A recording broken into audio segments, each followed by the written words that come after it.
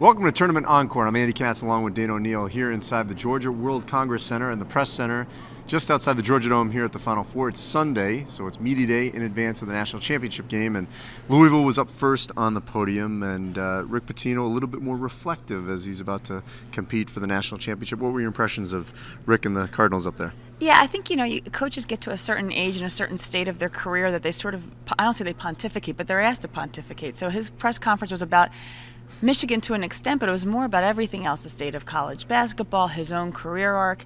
It was interesting just to watch him because he was pretty reflective. He's going to be a fiery personality on the court, but I think I don't say he's mellowed some, but he's changed some. And it was interesting just to kind of watch that unfold on the dais today. I got the sense in some of the breakout rooms from the Louisville players that they're really looking forward to having a game that's going to be a little bit more up and down.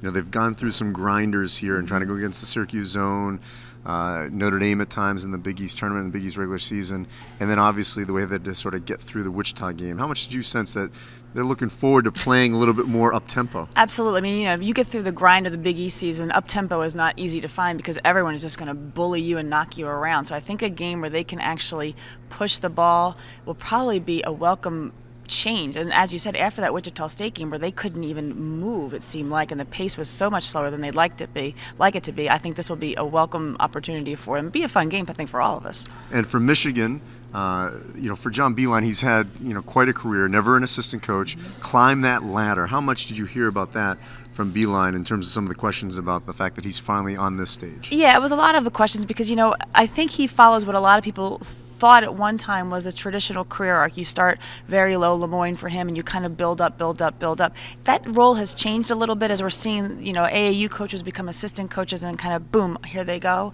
So I think it was interesting to hear Beilein talk about it because he really has lived the life of a grinder, climbing up that ladder, and to be on the biggest stage, I think he really does appreciate it.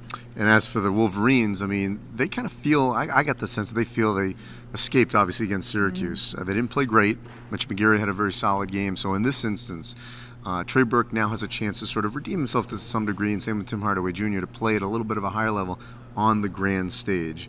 What do you think the chances that may now occur going against a Louisville defense? Well, it's going to be hard. Obviously, that's going to be the key, is how Trey Burke plays. He was 1 for 8 last night, but then again, Peyton Siva was 1 for 9, so they both have a little bit of due here. I think that's the big test, is how do they handle this pressure, but I think they're both kind of starving for it.